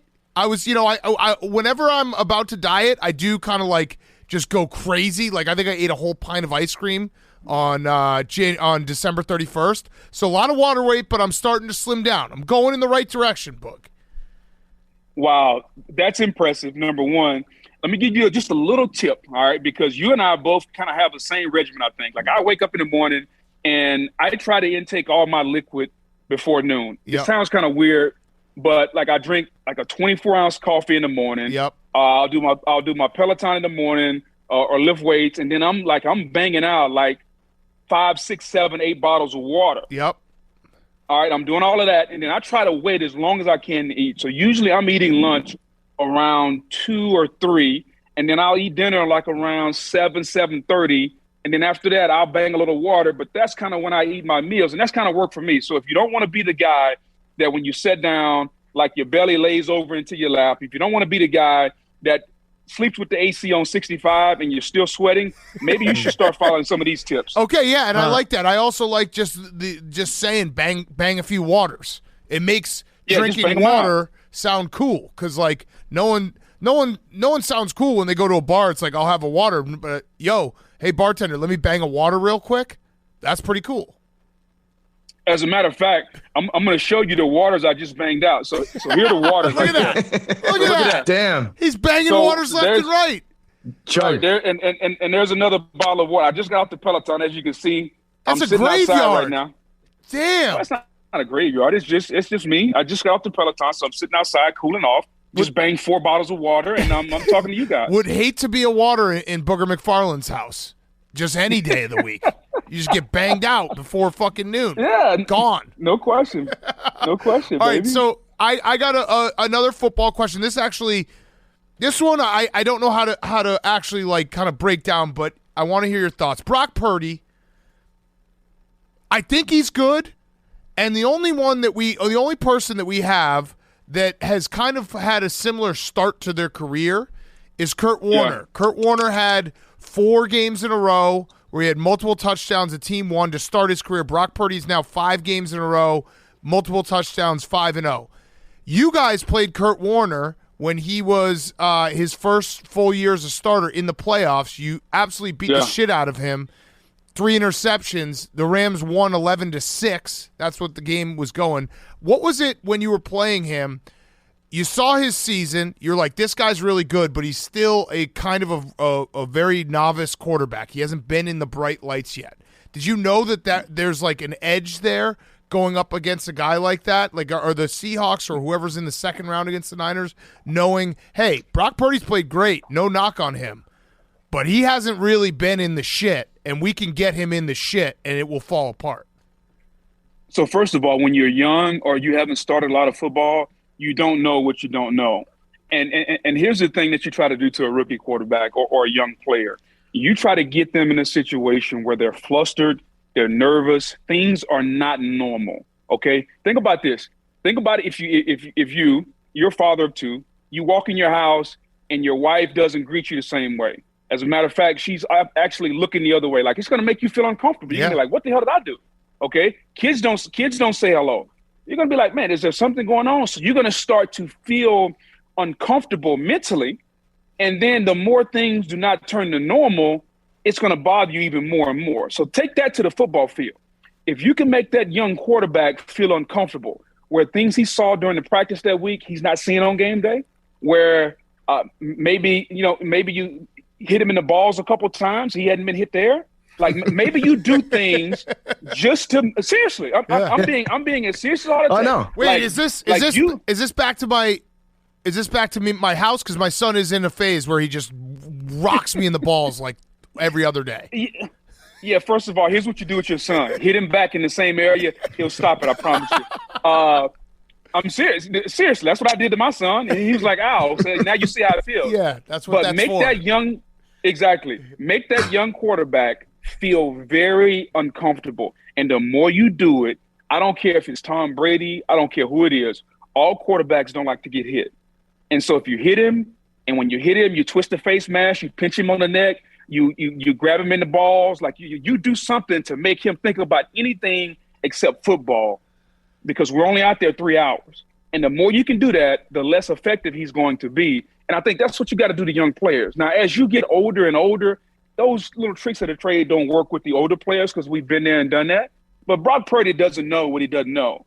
Think about this. A year ago, he was in Ames, Iowa, at Iowa State, digging himself off from under snow, probably trying to find a co-ed that would go get some ice cream or a Shake Shack with him. Now he's on the biggest stage, all right, quarterbacking a team that some people think is the most talented team and has a chance to go to the Super Bowl with him in charge. I guarantee you, he's not sleeping good at night. And if he says he is, I guarantee you he's lying, because there's a lot of pressure when you got 52 other dudes looking at you like, hey, man, you're the guy that we think can get us to where we want to go. So, yeah, there's something to making that person feel uncomfortable. Okay. I love that for 3 reasons. One, because I appreciate the insight of you talking about hitting a quarterback in his balls. I don't think that you'd ever say that to Greeny. I would actually love to see Greeny's face if you brought that insight to get up. And then secondly, the fact that you implied that as a quarterback gets older, he's been used to getting hit in the ball, so it won't affect him as much. And then thirdly, there's definitely some truth to that, because in the NFL, you can't hit a quarterback in his head.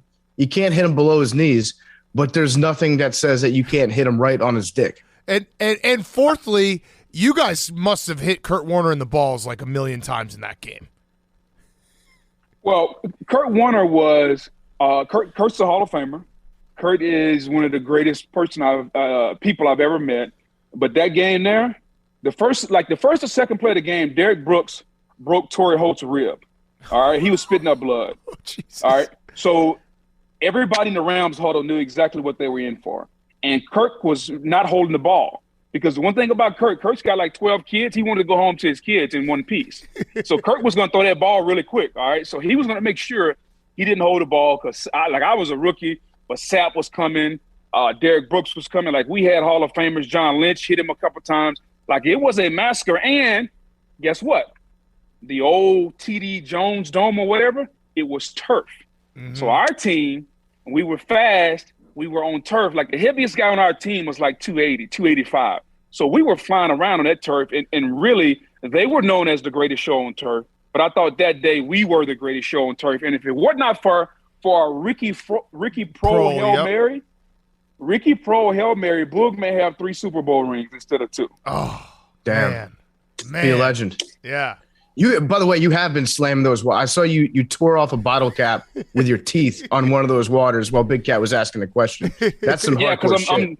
Because I'm trying to hold the phone and at least be professional, and I was kind of getting thirsty because just to also show you. So as I'm working out, most people put on like a t-shirt, some shorts or whatever. I got this thing called a hot suit, all right? And so here's the hot suit right here. Oh, jeez. It's basically like a garbage bag. And so you put it on. It's a hot suit. And so, I keep it on a half hour. So I got a pound of fluid also because as soon as I take the hot suit off, water just runs out. So that Big Cat, there's another key. If you want to drop a few, go on Amazon, all right? Type in hot suit. My buddy Spice Adams sent me the hot suit because Spice was fat just like I was, and both of us were trying to lose weight. So he sent me the hot suit. I don't use the pants because my balls don't need to sweat.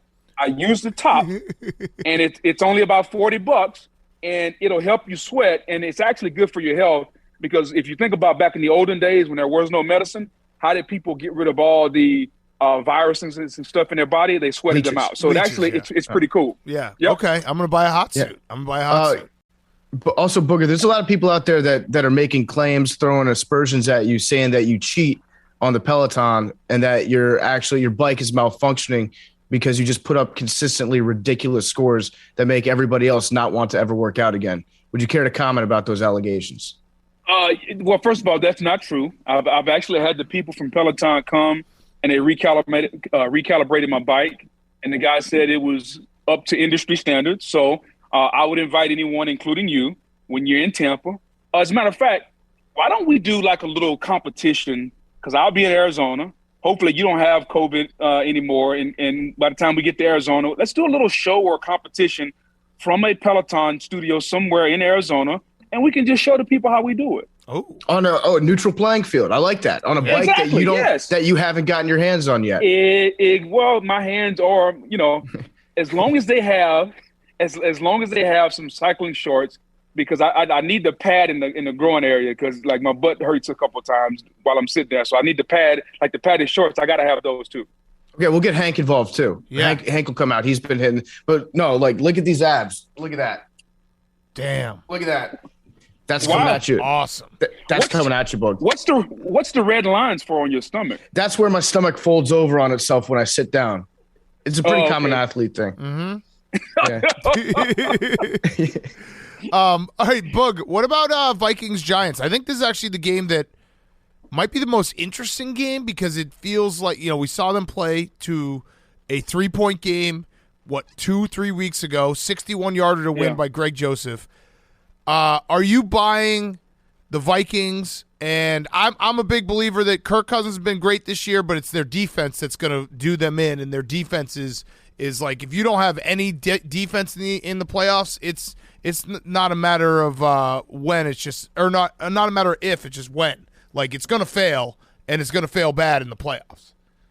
Yeah, I think that's a good point. And although defenses can't dominate like when we played or when the Ravens had a great defense, like you still got to be able to stop somebody sometimes, and they can't stop anybody anytime. And it's kind of weird because like Eddie Donatel, who's the coordinator, is a good coordinator, but I don't know if the game is passed him by or not. Like their offense is spectacular, their defense is terrible, and I think in the end, that's why you give the Giants a puncher's chance. Yeah. Because if Daniel Jones plays mistake-free football, they can get the football down the field of Slayton.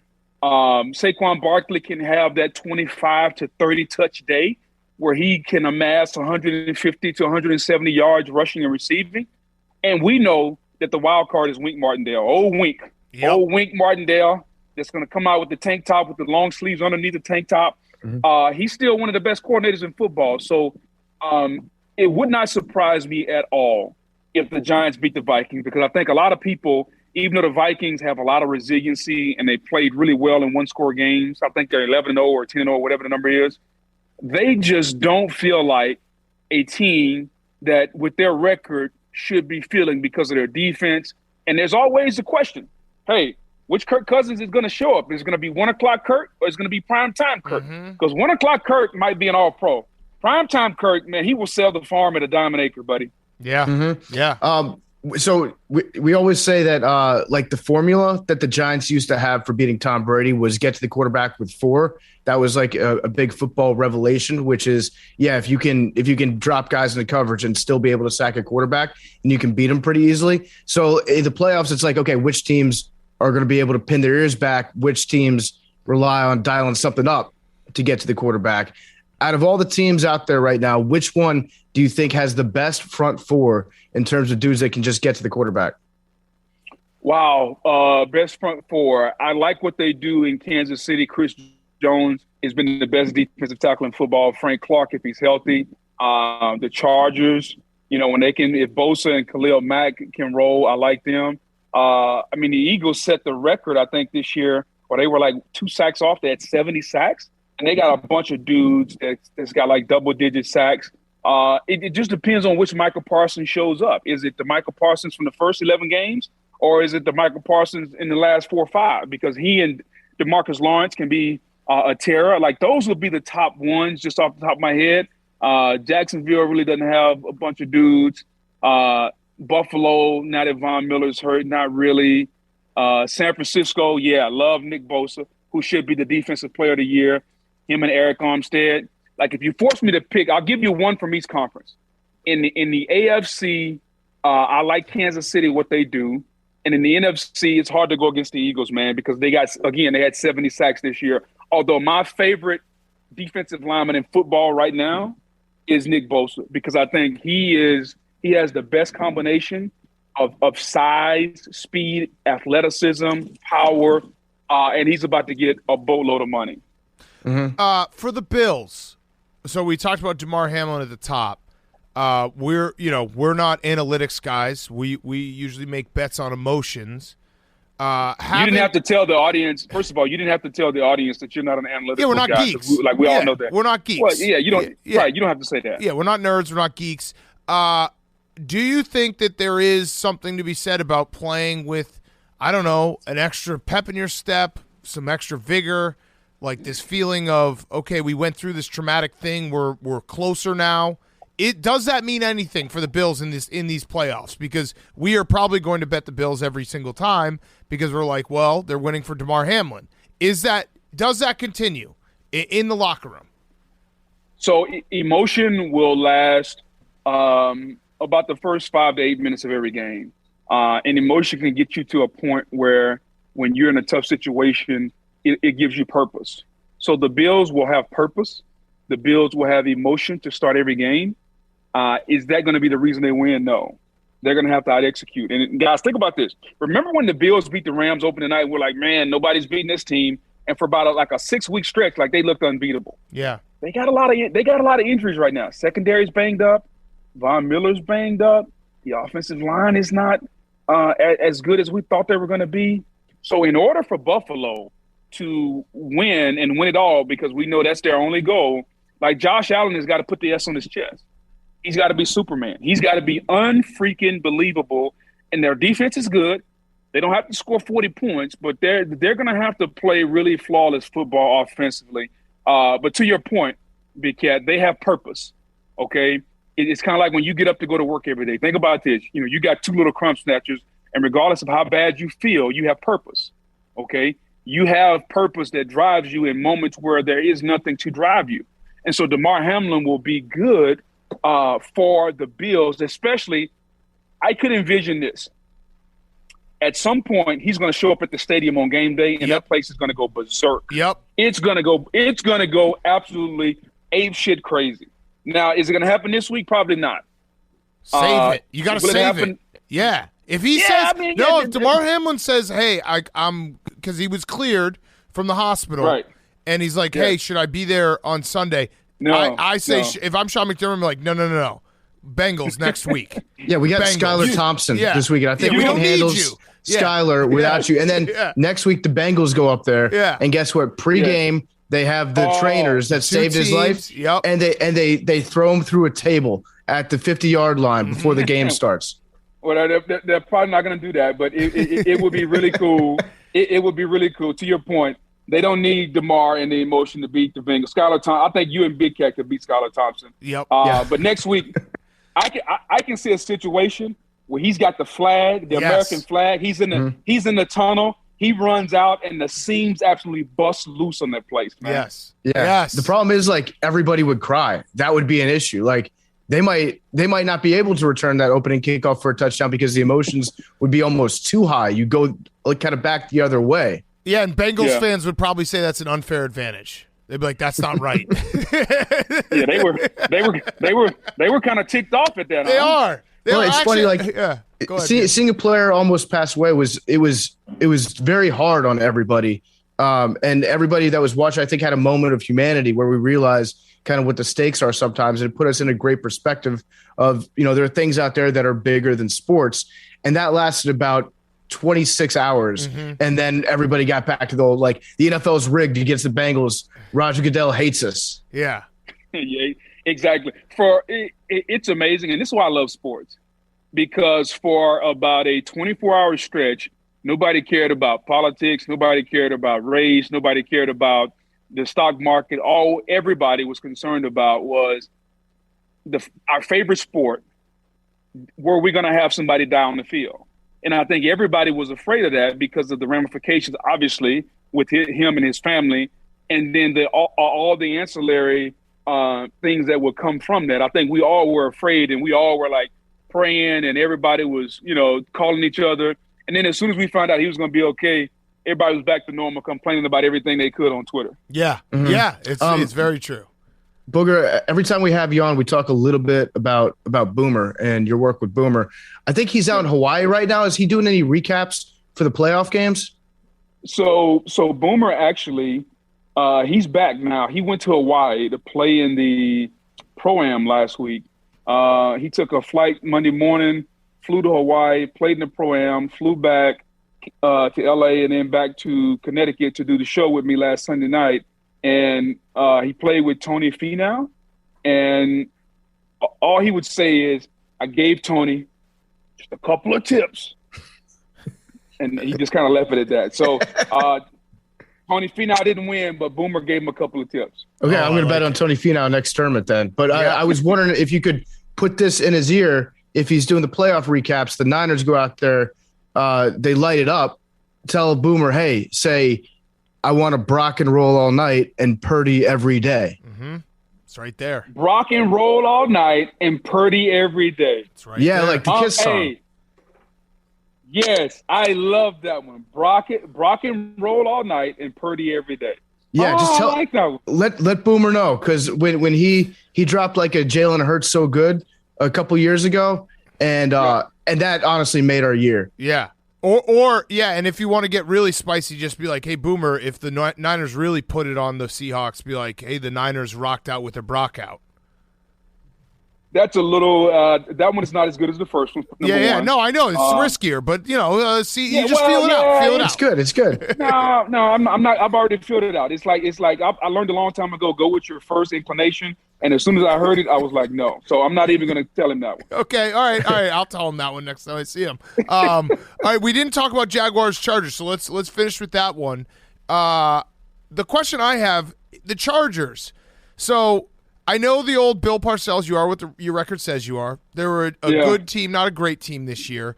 But is there something to be said for it feels like they've gotten a lot of guys back, the receivers. I saw Rashawn Slater's back in practicing.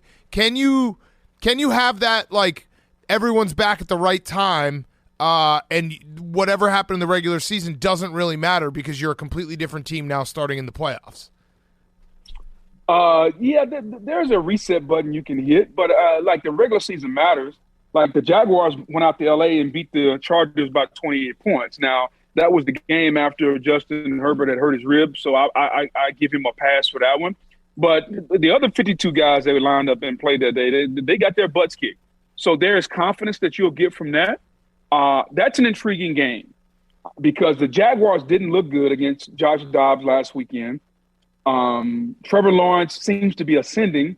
Their defense is young. Their defense is athletic. But, like, who do you trust most, Justin Herbert or Trevor Lawrence? Right now, Justin Herbert. Right, exactly. So I trust Justin Herbert more, even though the Jaguars are at home. So I think you're going to see this game regardless of what people think about the 38-10 beatdown the Jaguars put on them in September, I don't know what the line is, but I'd be surprised if the Jaguars are favored in this game, and my pick will be the Chargers. Okay. Yeah, Chargers I think are favored by 2.5 right now. Yep. But I like the Chargers. They say like Justin Herbert is a social media quarterback. That narrative was going around. Well, I'm very active on social media, so I guess I love Justin Herbert. I've fully bought back into the Chargers bullshit this year. I love it. Let's do it, baby. Yeah, we're charging up. Okay, Boog. Well, thank you as always. We will see you Super Bowl week. Good luck on Monday night. Does Dak stink? No, Dak doesn't stink. Dak's just going through a stretch. You know how sometimes you wake up on a couple of days a week and you're like, man, I just don't feel it. Like the coffee, even though you're drinking the same coffee out of the same cup, it doesn't taste the same.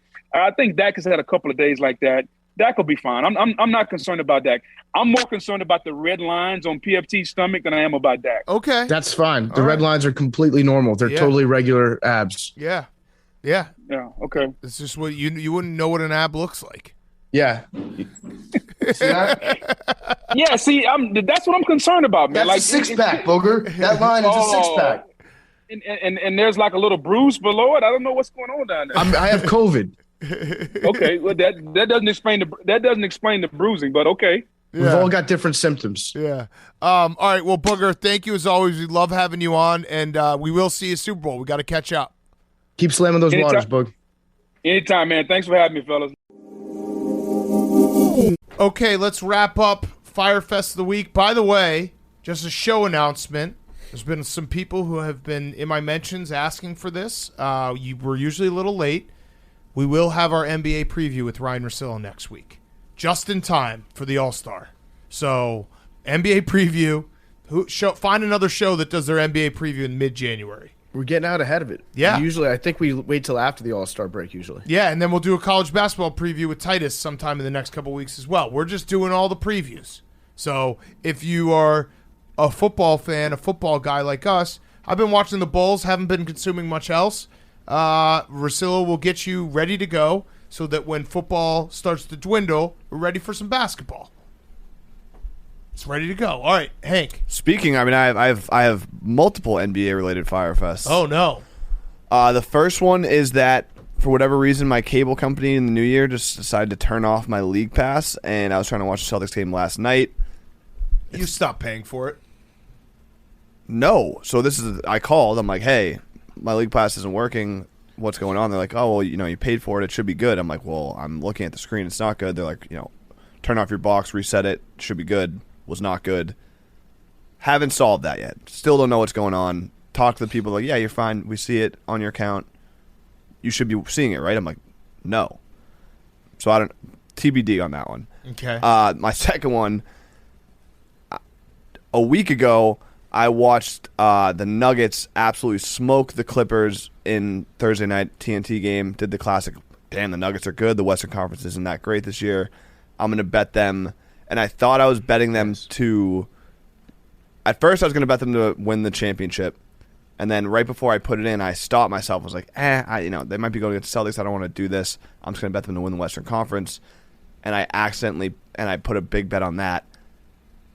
The championship bet was still in my bet slip, so I actually have both now. And it's like a lot of money. So you have the Clippers to win. I had the Nuggets to win the Western Conference and the NBA championship for a lot. Love it. Like to the point where I was like, well, like on Sunday I was like, fuck.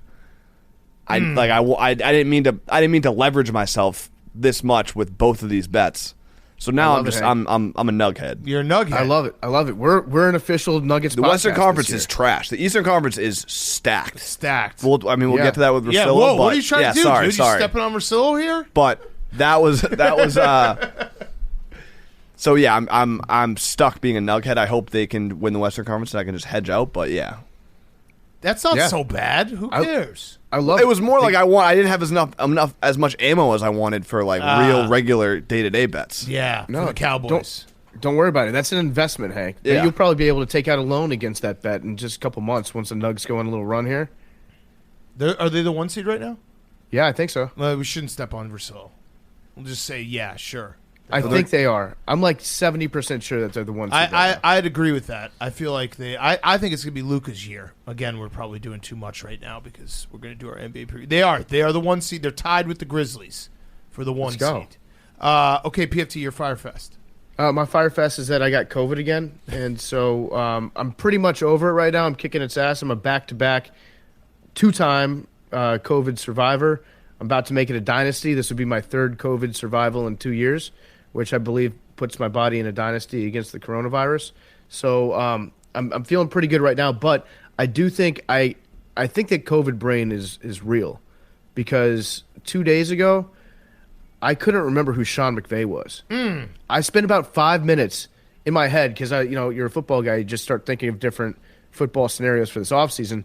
I was wondering what the Rams were going to do for their head coach next year if their head coach doesn't return. And I just sat there and I was like, wait, what's the name of the Rams head coach? And for about 2.5 minutes, I just sat, and then I started to sweat and panic because I'm like, holy shit. Like we talk about this guy all the time.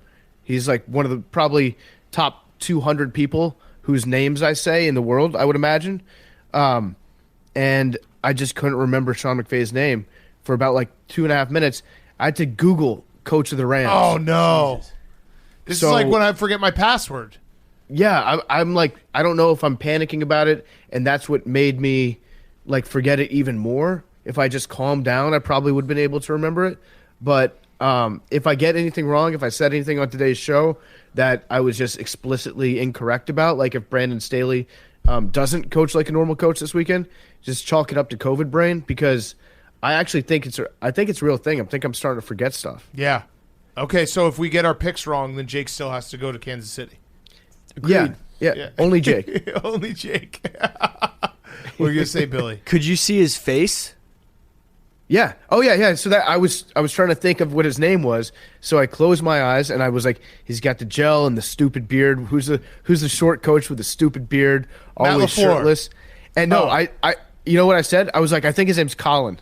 He seems like a Colin. That happens to me all the time. He does kind of have a Colin vibe. He's got Colin vibes to him for sure, but like you can understand that would send you into a certain level of panic. Yeah. That I'm losing part of my brain. That happens to you, Billy? Well, I can literally remember everything about a person, what they look like recite their stats if they're a player, but just forget And just their to name. be clear, you did get vaccinated, right? Yeah. Oh, no. That might be why. Yeah. Shit. Ask me to name any coach in the NFL. Just name a team. Houston Texans. Nobody. They don't have anybody. Nice. You nailed it. Yeah, got it. Chicago Bears. Eberflus. Yep. Wait, is it Matt Eberflus? Yeah, you're crushing this. Vikings. Okay. Kevin O'Connell. KOC. Yeah. Jets. Salah.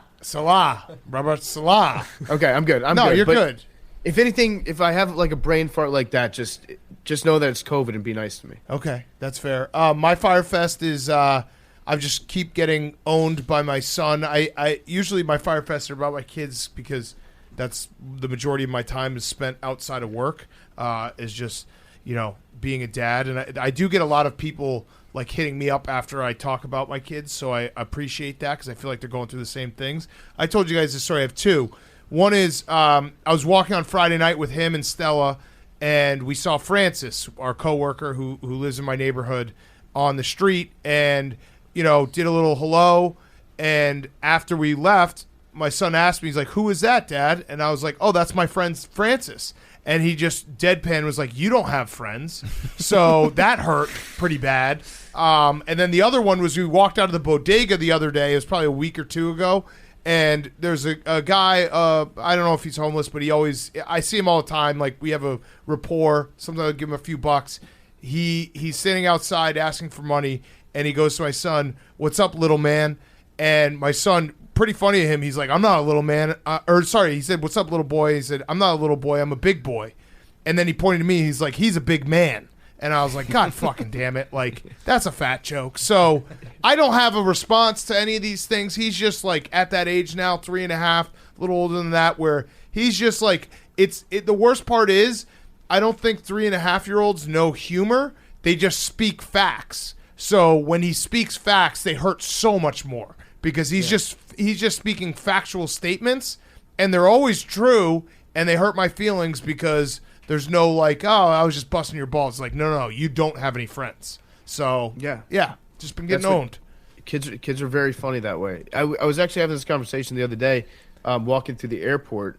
At what point, when you talk to a kid, do you switch from calling him little man to big man? Because I feel like if there's like a 6 or 7 year old, I'll be like, "What's up, big man?" If they're like a friend's son, because at that point they don't want to be called little anymore.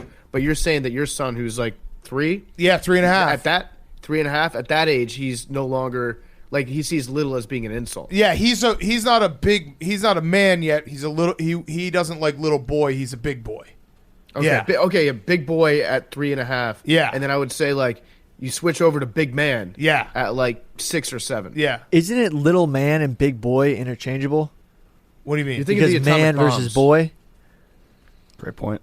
What do you mean? Isn't it big boy? What's up, big boy? And then it's They little offset man. little They man offset. and big boy. Oh offset each yeah, other. you're right. Yeah, that's Yeah. the transition phase. Yeah. Yeah, and I've just been big man. And I you should just just- said it to my face. Then I should rebrand to big boy. Yeah, you are a big boy. I'm a You're big boy. a very big boy. You're a Yeah, I great like eater. that. You're a big boy. Big boy. Okay, Billy, you're Fyre Fest. I got triggered on Twitter. Oh no. So- Pit bulls. Yeah. Yeah. So you're okay with that 7-year-old dying? No. Oh. No. Just there was a bunch of people saying let's ban pit bulls, and it's a logic that they apply to other things. This certain group of people on Twitter that they don't apply to pit bulls, and it pissed me off because it just doesn't make sense. Yeah, I saw you tweeting about it. I was like, this is one that you can't win. Yeah. You like because Getting serious on Twitter in general is pretty much never. Yeah, it sucks. It really never does. smart. Yeah, Yeah. it sucks. Also, just both sides of that argument are just the most annoying people to deal with. And the people that are huge pit bull fans on Twitter are actually, I think they're more ridiculous to deal with. They call themselves, like, they're trying to rebrand pit bulls to being pibbles. Yeah. So they spell it Pibbles now because it's a cuter way of saying pit bulls. or bullies. Yeah, bully dogs. Something Yeah, like that, my pit bull would never bite anybody. And then I actually agree with Billy's take, though, that for the most part, pit bulls are solid dogs. Yeah. It's not. There's no such thing as bad pit bulls, just bad pit bull owners. It's just there is, and I agree with all that. There is, if you've ever seen a pit bull attack in any way, it's very, very crazy. I've seen one. I saw a pit bull versus a golden retriever once, and it was like the owner of the pit bull was like trying to punch his own dog in the face to let go of the other dog. So that is scary, but it's not. They're not bad dogs or bad dog owners. Yeah. One of the nicest dogs I ever met was a pit bull named, his name was Biscuits, I believe. And he was a dog that had like scars all over his face, had cropped ears. He was like a fighting dog. And I got that dog. I sold that used dog to a couple outside of a PetSmart down in Austin when I was an adoption counselor. That was my proudest moment of getting Biscuits a nice home. That's huge. And even the scary looking ones can be good dogs. But Yeah. Billy, It was my more- advice to you would just be not to weigh in on dog safety issues online because you can't win those fights. was Especially more- after a 7-year-old dies. No, it was more these certain group of people were a part of a certain part of Twitter that just is very against bans on certain items of other kinds. Right. That were just applying that same logic, and it was just annoying. Yeah. Okay. Can guns shoot themselves? I'm just kidding. They can. That's If you have bad I gun saw safety, some of the you can replies, access. and people are like, "Dude, my gun doesn't have a brain. A dog does." No, but it just is a no-win. All in all. it was just more the logic, it's just annoying. Yeah. A gun with a brain would kick ass, though. Yeah. The only thing I that can guess stop that's a a drone. bad person with a dog is a good person with a dog. Yeah. Okay, Jake, finish us off. I had a pretty stress-free week. Oh, really? You want to Yeah. do the Ray Allen tweet? Yeah, nothing to lose sleep over this whole week. It was all smooth, all good. Great start to this year. No, I apologize for pushing back on the thing the other day, but No, you don't have to apologize. Billy tried to put me into shape, and I'm still sore from Squat Mageddon a week ago today. Oh, no. Yeah, You haven't used those muscles ever. Round 2 today. I don't know. Okay, the craziest part about Jake's Squat Mageddon is it was mostly just making him getting up from a seated position several times. Yeah, you got to start somewhere. Got to start somewhere. I mean, that happens. I've been trying to get back in the gym, and I squatted for the first time in like 5 years, and I was sore for like 3 or 4 days. It sucks. Yeah. Sucks. But first day is always the worst. I actually like though that there's nothing better than a good squat sore. Oh yeah. Like that feels the best. And Max and I were saying the same thing. It hurt more walking downstairs than up. Yeah. Oh Yep. yeah. That's never happened before. Yeah. Yeah. Yes, those quads. You've got those quad muscles there. But it is a good feeling when you start squatting after a long time because you can actually feel your body like starting to repair itself. Yeah, and get stronger. Yeah. Hank, how's squat McGinn going for you? It's good. Day 2 today. I'm Six excited. pack coming in? It is. It is. Let me see. See the progress. No. Why? I can't Super see a Bowl. progress report? I don't know. All right, I'll show you. fine. I'll show you off camera. Okay. Show me off camera right now. Do you have a red line? After the bike is really what is kicking into action. But Yeah. Hell yeah. Yeah. Hank, ride on Saturday. We're going to do a Buns of Anarchy ride on Saturday. In. Kill Tool pop punk ride. yes, Love it. goat. Love it. All right, let's finish off. Numbers. Hank, have you ever gotten this? No, You have? Oh, have you ever gotten in the seat? no. Good Oh, point. shit. Oh, fuck. All right. I thought maybe in the seat you had gotten it. This dude literally just DM'd me. 1247 Matthew Patton saw this while listening to the pod, and it's a license plate in front of him, and it says Hank 7. So I'm going with 7. Okay. Hank's got 7. I'll go 17. 69. I'm going to go with 20. 92. Okay. Oh, Meme's getting a rare pick. Memes. If me was Memes, what's your pick again? 8 because 3 is missing. That's true. So Hank has even better, easier chance. What was it, PFT? 92? 92. Max, you were what? 20? Always? I'm 17. 62. You're so bad. It's I seventh wasn't time. fucking Matthew Patton, idiot. Were you thinking 62? Were you thinking 62? Yeah. Yeah, shit. That's too bad. All right, we'll see everyone on Monday for a full recap of Super Wildcard Weekend.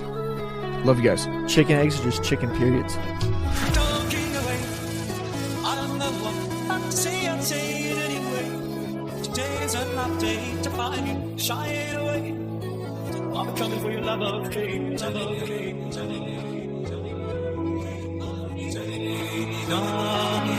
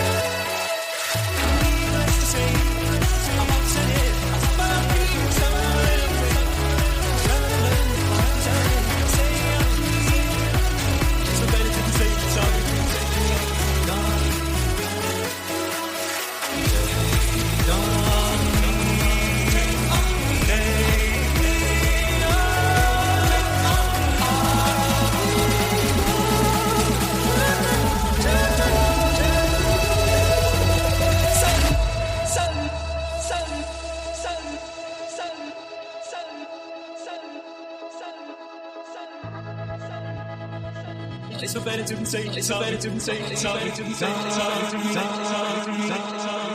say.